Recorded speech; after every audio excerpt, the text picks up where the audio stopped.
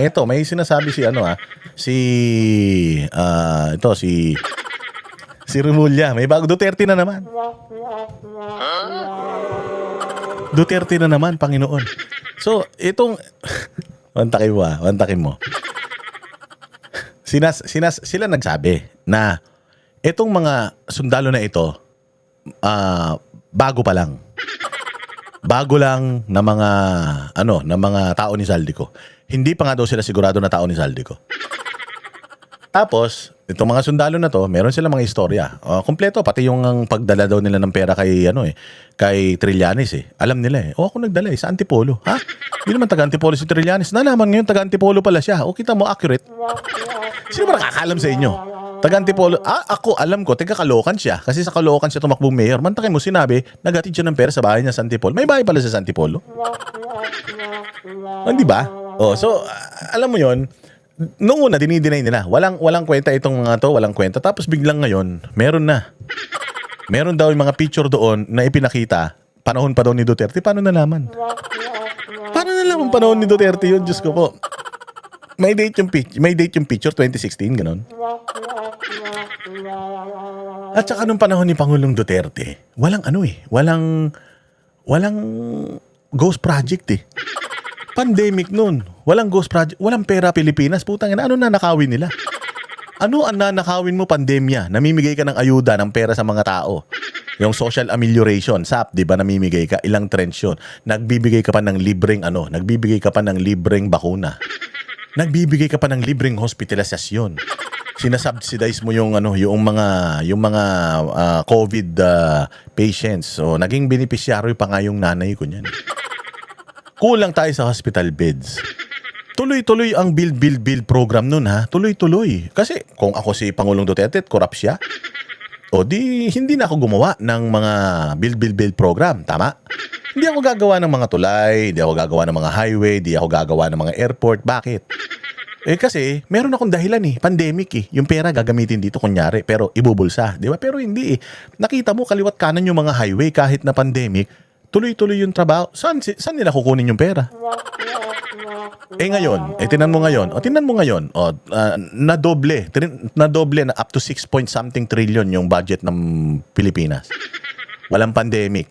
Bukas ang ekonomiya. Namimigay sila ng ayuda. Totoo yan. Sige, ilagay na natin yung ayuda sa kanila. Pero yung ayuda na ipinamimigay nila, nakaprograma yun sa kanila. Wala man bagong kalsada, wala man bagong highway, wala man bagong ospital. So nasan napunta yung pera? Tapos ngayon, yung panahon ni Pangulong Duterte na pandemic, may nagawa pa diyan sa yung sa Manila Bay, yung Dolomite Beach. Aside from Dolomite Beach, ang daming build program, libre ang bakuna, libre ang mga gamot, yung mga ivermectin, di ba? Yung mga gamot na sa COVID, tapos ang lalaki pa ng mga itinutulong sa mga COVID patients. Paano makakapagnakaw yung gobyerno ni Pangulong Duterte? Talaga magets. Pero sige, pakinggan natin sasabihin ni Boying. Administrasyon pa umano ni dating Pangulong Rodrigo Duterte nangyari ang isa sa mga insidente ng pagde-deliver ng mali-malitang kickback. Yun. So, sinabi niya na doon sa testimonya, yung isa doon nangyari nung panahon ni Pangulong Duterte. Okay.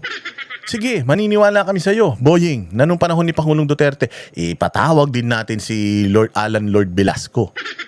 Para ipaliwanag niya kung totoo yan. Kasi may akusasyon ka Di ba ganun naman ang gusto namin? May akusasyon yung 18, ipatawag natin lahat yung inaakusahan ng 18. Ngayon, ikaw, may akusasyon ka kay Alan Lord, patawag natin si Velasco. Imbestigahan yan. Kung meron kang intel, imbestigahan yan. Pero dapat yung testimonya nung 16, imbestigahan mo din. Hindi sila imbestigahan mo yung mga sinasabi nung 18, Marines, yung sinasabi nila, imbestigahan mo pati yung mga sinasangkot nila sa kanilang mga testimonya. Pantakin mo ikaw, nilabas ng media itong balitang to. Tanungin natin kung meron bang ebidensyang hawak si Boying.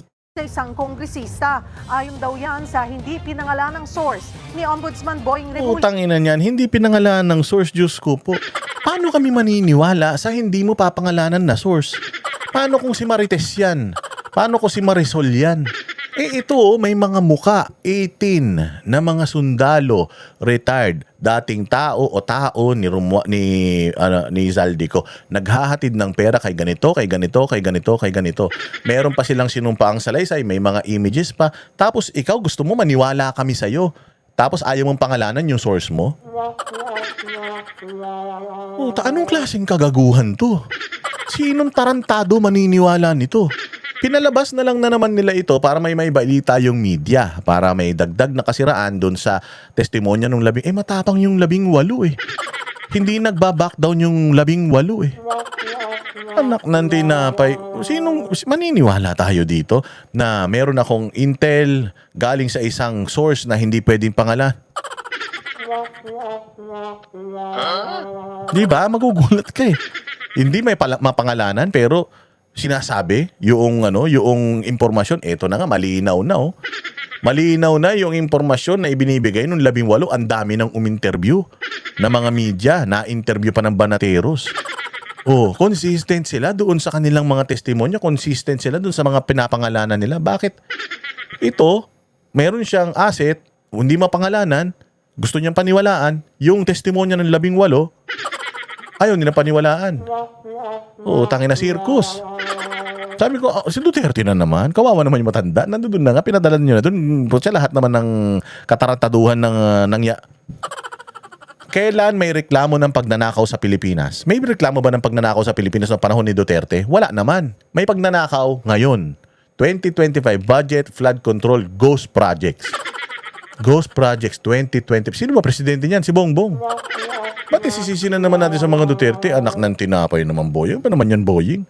Sobra naman sama ng ugali mo niyan. Mahihiya naman si Satanas sa'yo niyan. Tayo ng balitang yan, si Camille Samonte.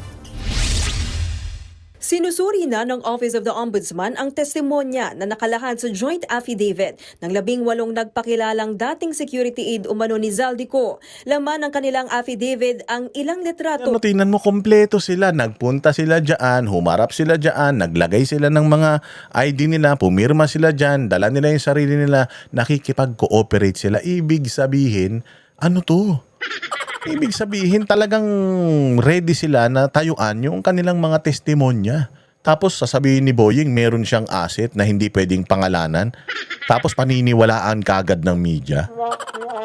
Nantokwa talaga naman nangyayari sa bayan natin Pilipinas. Putangin na, sobrang lala ng korupsyon, pati media bayad na. O ng umano'y delivery ng grupo. Ayan tingnan mo. Putain na. Sasabihin nila nung panahon ni Alan Velasco may delivery. Sino ba ang Appropriations Committee chairman noong panahon ni Alan Lord? Ang alam ko si Ungab. Hindi naman si Zaldico. Tao ni Zaldico tong mga to. Tao ni Zaldico tong mga to. Ayan, pinapakita nila, sinasakay nila sa eroplano ni Zaldico. Tapos sasabihin nyo, na-deliveran panahon pa ni Duterte. Utangin na niya ng gulo. Ang gulo, ano ba talaga? Grupo ng mga mali-maletang pera sa ilang kongresista. Ayon kay Ombudsman Boying Remulla, nakatanggap siya ng intel report na isa sa mga tinukoy sa joint affidavit na cash delivery sa isang kongresista. Nangyari, Pinpoint mo. Ito yung affidavit nila. Ito yung eksaktong picture na yon. Pumunta kay Alan Lord Velasco. Paano nga mangyayari yun? Tao kami ni Zaldico. Okay? Ang nilalahad na amin sa aming testimonya, yung mga transaksyon namin kay Zaldico. Yung mga inuutos niya sa amin. May GC kami. Paano kami magdi-deliver nun? Hindi pa naman kami tao ni Zaldico nun. Tsaka paano kami magdi-deliver ng pera dyan galing kay Zaldico? Hindi naman siya ang committee chairman ng appropriations noong panahon na yan. Anak ng tokwa naman talaga. Sobra sagad sa kabobohan naman to. Tapos galing sa asset na hindi pwedeng pangalanan. Sino na naman yan? Si Trillanes na naman yan. Diyos ko, pangalanan nyo na kagad para magkaalaman. noong pang Duterte administration. When we investigated that angle, it appears that Tingnan mo sa dami-dami ng affidavit na yon, sa dami-dami ng pictures, isa lang. Isa lang yung hinighlight nila. Yung tatama sa Duterte, let's say, tama si Boying Remulla. Okay, tama si Boying Remulla. Sabihin na natin, kahit hindi totoo yan. na merong tumama sa panahon ni Pangulong Duterte, paano yung mga hindi tumama kay Pangulong Duterte? Ba't di mo ina-highlight? Ba't ang ina-highlight mo yung sumapol kay Duterte? Bakit yung mga sumapol kay Romualdez at kay Bongbong hindi mo i-highlight? Sa dami ng ebidensyang ipinakita nila, sabi mo yung isa doon sa ebidensya nila. Paano kung 50 yung ebidensya nila, di 49? 49 yung hindi nagtuturo sa Duterte. Yung tinuturo ng 49 na yun, bakit hindi mo hina-highlight? Let's say for the sake of argument, maniniwala kami sa kasinungalingan mo na nag-deliver nung panahon ni Pangulong Duterte. Una sa lahat, papaanong magdi-deliver yung mga driver, bodyguard ni Zaldico nung panahon ni Pangulong, ano yun? Sumakay sila sa time spaceship? Sa time machine, sumakay sila, bumalik sila sa nakaraan, tas nag-deliver sila ng pera doon, gano'n. 2025, 2016, sabihin na natin 2016 o 2017, 2018 na lang o 2020, ilang taon bumalik sila ng taon para mag-deliver doon gamit yung chopper ni Zaldico. Tao sila ni Zaldico. Again itong mga Marines na ito, tao ni Zaldico. At itong mga pinakikita nilang image na to, resibo ng kanilang or proof ng kanilang delivery. Kasi nga napakalaking pera niyan, alam nga naman thank you na lang yan. Di ba? Siyempre kailangan documented yan, well documented yan. So ngayon, meron daw isa na na-deliver nung panahon ni Duterte. Paano? Sumakay sila dun sa sa kotse ni Michael J. Fox sa Back to the Future. Bumalik sila tapos naghatid sila ng pera doon. Puta, ang galing Posible yun, sir. This delivery was done during the time of Speaker Lord Velasco. That picture that was put in the affidavit was done during the time of Speaker Lord Velasco. Paano niya nalaman, no? Na yung picture na yon nung panahon ni Alan Lord Velasco. Paano nalaman? Yun yung tanong Dapat nga yung media, sir, paano niyo nalaman na panahon ni Alan? Tsaka patingin nga, sir, nung picture na sinasabi ninyo na napunta kay Alan Lord Velasco, nung panahon ni Alan Lord Velasco. Patingin nga, pag may naipakita siya, tapos sasagutin niyo mga sunto, paano kay Velasco yan? Ako nag-deliver niyan, hindi pa naman ako, nasa serbisyo pa naman ako ng militaryo niyan, hindi pa naman ako bodyguard ni, ako nag-picture niya, no? Di ba? Wala man siyang pinakitang ganun. Pero yung mga media nagtanong, hindi. Bakit? Siyempre. Ang riding in tandem yung mga yan So, it is not an entirely accurate depiction of even pictures. Di ba? Yun ang gusto nilang palabasin. Na sabi nga nila, garbage yung isa, garbage na lahat. Ganyan kasi sa korte. Pag meron kang 10 ebidensya, tama yung siyam, yung isa pineke mo, lahat dyan, wala na. Di ba? Kaya nga sinasabi ko sa inyo sa kaso ni Arnie Tevez, di ba? Sa kaso ni Arnie Tevez, yung 10 sundalo or 10 dating militar din na sinabing pumatay doon sa gobernador ng Negros. Yun daw, sinabi nila, yung 10 na yun tinuturo si Tevez. Bumaliktad yung 10. Yung 10 testigo o 10 nagtuturo, bumaliktad. Sabi, hindi totoo yan, na pressure lang kami. Gumawa sila ng panibagong testimonya. Yun talaga, yung mga ganon, wala nang kredibilidad yung mga yan. Kasi nga, bumaliktad sila Pero ito, ang gusto nilang mangyari, ganon. Ganon ang gusto nilang mangyari. Isang ebidensya, pineke, kaya lahat yan peke na. Sinisira nila talaga yung credibility noong isinusumbong na itong mga Marines na to. Pero wala yan, hindi na kayo makakawala dyan. Matapang yung mga sundalo hindi sila mapipressure. At saka alam ng mga sundalo na nasa likod nila, mga mamamayang Pilipino At saka tinutulungan din talaga sila noong mga nasa politika na talagang sukan-suka na sa pagnanakaw sa Pilipinas. So malabo to, mahirap to. Tingin tuloy ni Remulla, tila minamanipula lang ang Kaya niya ginanon, wala siyang ebidensya wala siyang ebidensya. Meron lang daw siyang intel, laway lang ang puhunan. May intel siya, peke, yung isang picture, nung nakaraan pa daw yun. So ibig sabihin, minamanipula. Wala yan. So lahat na nung ebidensya nila, wala na yan, mali na yan. Maniniwala ka sa isa, tapos lahat mali na. Nagkamali kayo dito kasi kinumpirma mo. Kinumpirma mo na totoong may deliver ng mga maleta. Sinasabi mo nga lang, ibang panahon, pero totoo na may deliver ng maleta. Nung una, dinideny nyo yan Sabi nyo, imposible. Sabi ni Lacson, imposible. Meron palang delivery talaga. Kung nangyayari yung delivery nung panahon ni Velasco, di nangyayari din ngayon, imbestigahan natin si Velasco, tapos lahat ng mga congressman na nakatanggap daw ngayon, imbestigahan din natin. Ganun lang. Kung may intel ka pala, sige, maniniwala din kami sa intel mo. Pero maniwala ka din dito sa mga sinasabi ng mga sundalo na to. Tama? Pantay, imbestigahan natin si Velasco, tapos imbestigahan natin lahat ng mga dinadamay nitong mga to. Para patas kayo naman, mga impormasyon sa joint affidavit. They were playing with timelines, and this is one timeline that they played with, that this happened before the term of President Marcos. Yes, tayo na, linis. Ang linis ni Bongbong. Utsa, linis na linis. Janitor piece na janitor piece ang dating natin, sir. Talagang linis na linis si Bongbong. Wala talagang nangyaring masama nung panahon ni Bongbong. Wala. Maayos ang bayang Pilipinas panahon ni Bongbong. Hindi sinabi ni Remulla kung kanino nang galing ang pera at Yun lang, hindi alam, hindi sinabi kung kanino galing yung pera.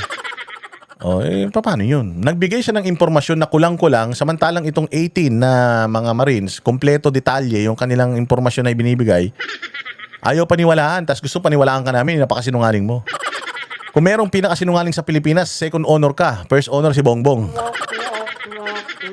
Walang hiya itong lahi talaga ng mga sinungaling na ito. ng kongresista ang tumanggap nito. Pero maituturing daw na reliable na tao ang nagbunyag sa kanya ng impormasyon. Reliable sa'yo. Reliable sa'yo kasi nga, pwedeng sirain nito yung kredibilidad ng mga sundalo tapos kabilang administrasyon pa. Sa'yo reliable, pero sa amin hindi. Mapapaniwala mo ba kami? Tanga na lang kami pag naniwala kami sa'yo. Wala kang puro laway mo lang na tumatalsik yung yung puhunan mo. Gusto mo goods na kami doon? Negative, sir. Negative. Tinukoy din ni Remulla na si dating Congressman Mike Defensor ang nasa likod umano para mabuo ang kwento sa laman ng joint affidavit ng grupo. He was instrumental in putting together the affidavit. I think we all know that. Hindi, ngayon lang nakakalam. It was actually denied by Mike Defensor. Pero okay lang man. Kung halimbawa man, let's say for example, si Mike Defensor nga yung tumulong sa kanila para mabuo yung istorya nila. So paano yun? Hindi na natin titingnan yung istorya. Nung magawa rin naman kayo ng istorya, may ginagawa nga kayo istorya kay Pangulong Duterte, nakakulong na yung tao. May ginagawa kayo istorya kay Inday Sara, subject na to impeachment yung tao. Bakit kapag ka ang gumagawa ng istorya sa side ng mga Duterte, binablangka nyo kagad? Again for the sake of argument, let's say, totoo yung sinasabi niya na si Defensor ang director nito. Ang ganda ng pagkakagawa ng script kung totoo yan, bakit hindi natin tingnan? Di ba? Kasi kung ako tatanungin mo, yung Madriaga, mas lalo kung hindi pakikinggan yun. Ba't ko pakikinggan yung kriminal yun? Tama? Ba't ko pakikinggan yung impeachment ni Inday Sara? Wala silang ebidensya. Kaya nga nangihingi sila, sinusubpina nila yung mga bank accounts Sinusubpina nila yung kung ano-anong pwede na yung subpina para makagather sila ng ebidensya. Ibig sabihin wala silang ebidensya. Ano ba yan? Itong 18 sundalo, punong-puno ng ebidensya. Ikaw, puro yak-yak lang. Gusto mo paniwalaan ka? Grabe, no? Grabe media. Media, mahiya naman kayo sa balat ninyo kaya wala na nanonood sa inyo Kaya sumikat yung mga vlogger dahil wala nang tiwala sa inyo tao. He's not denying it anyway. Maglalabas ng sabina ang ombudsman oras na matanggap ang individual affidavit ng 18 mga dati umanong security aid. Dapat, panindigan nyo lahat. Tsaka, ilagay nyo yung detalye ng bawat isang tao kung saan siya kasama. Dapat yan, personal knowledge. Hindi pwede yung general statements lang na sabi-sabi, sama-sama. Ikaw nagsabi, hindi pwedeng sabi-sabi. Bakit yung sinasabi mo ngayon, sabi-sabi? Sabi-sabi din yung sinasabi mo Sabi mo meron kang intel. Kaya lang, hindi mo pwede pangalanan. Hindi alam kung sinong congressman. Pero kinukwento mo na, gusto mo paniwalaan ka, tapos yung kwento nila hindi paniniwalaan, ka naman. Ikaw may-ari. Di ba? Kinokontradict niya yung sarili niya Bawal daw yung sabi-sabi. Siya din, naglalabas ng sabi-sabi. Ano ba talaga? Grabe naman ng pagka-double standards natin. Ang lahat. You're talking about serious allegations that have to be testified to by the actual people who witnessed the act. Yun naman pala Di dapat yung intel mo na nagsasabi na si Lord Velasco panahon ni Duterte, ilabas mo din. Kailangan din niya mag-testify. Gusto mo nag-testify man sila? Notaryado? Di ba? Sumumpa sila sa notaryo, pumunta pa sila dyan sa'yo, nag-file sila, pumunta pa sila ng NBI. Ano pang gusto mo? Lahat na nga ng gusto nyo ginawa nila. Ibig sabihin, they are complying sa mga requirements ninyo. So, bakit ayaw nyo pa rin? Ano? Wala po, sukol na sukol kayo dito, maniwala kayo. Sinisikap pa ng News 5 na kuna ng pahayag sa di ba? Palakpakan. Lupit. Yan ang panatero, walang inuurungan. Pag tama palakpakan pa